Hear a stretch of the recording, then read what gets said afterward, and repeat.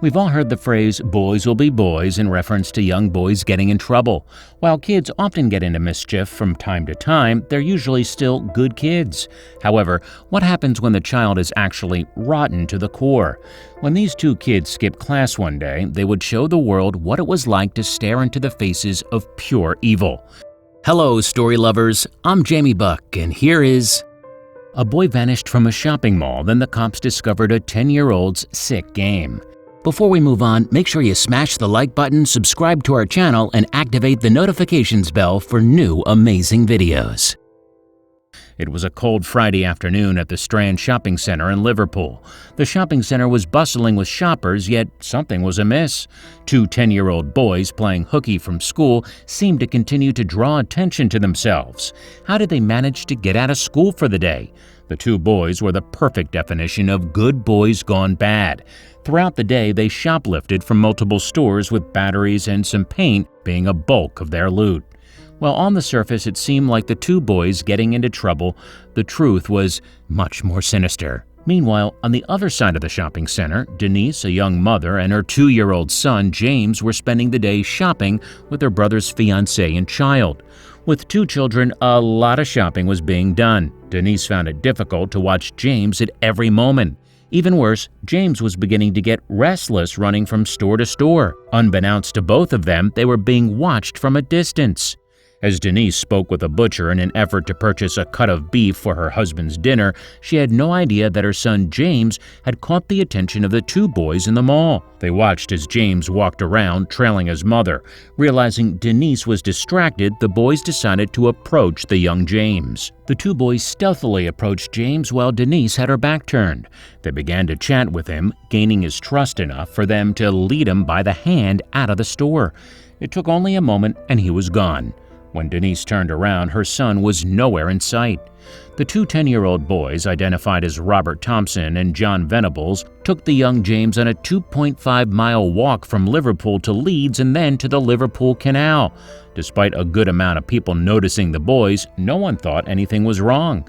To the innocent observer, it seemed like the three boys were out for an innocent stroll.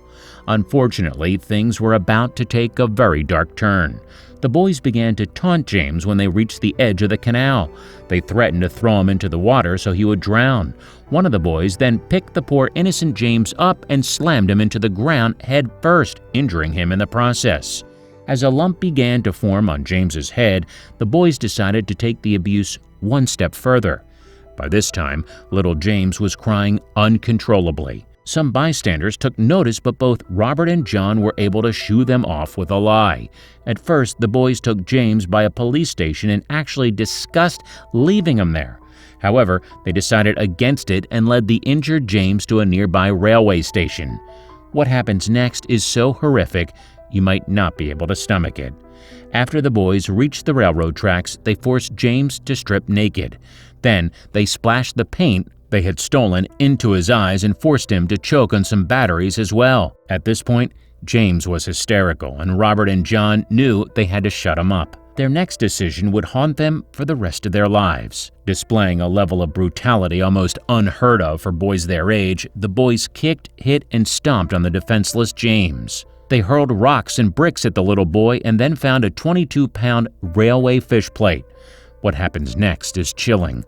The boys raised the fish plate over James' head and let it go.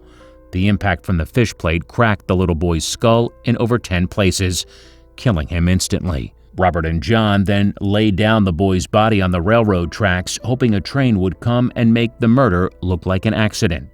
Unfortunately for them, this was only the beginning of their problems. At first, it seemed Robert and John's plan worked. James's body was struck by a train and split into two. 2 days after his murder, a group of young boys would wander upon the body thinking it was a broken doll. When they realized it was a corpse, they immediately rushed to the nearby police station. Would justice be served for little James? The police immediately launched an investigation into the unprecedented murder of James, performing an autopsy that revealed he had died before being struck by a train. This was due to the fact that James's body had over 42 injuries in total. In fact, his body was so badly damaged, there wasn't one injury that could have been determined as the fatal blow. Thankfully, the police had plenty of evidence to provide leads in James's case. The security footage at the Strand shopping center was the most damning and revealed that 2 young boys had taken James from the shopping center. The police were completely shocked, revealing that the brutal extent of the injuries would have never led them to guess it was a child who had inflicted them. With the footage of the boys found, the police were one step away from finding out their identities. The police released the images of Robert and John on national television, which led one woman to identify John. She knew he had been playing hooky from school that day and quickly contacted the police. It wouldn't take long for the boys to be swiftly arrested.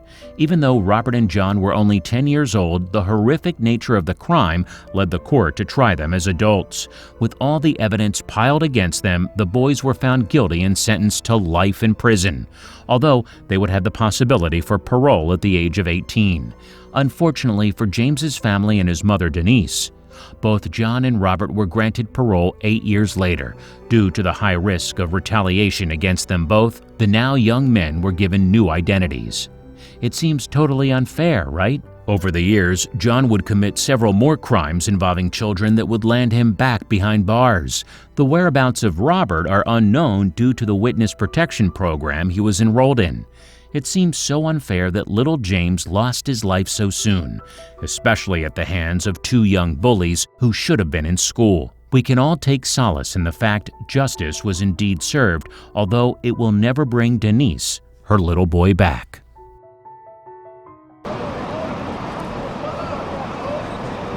Did you like the story?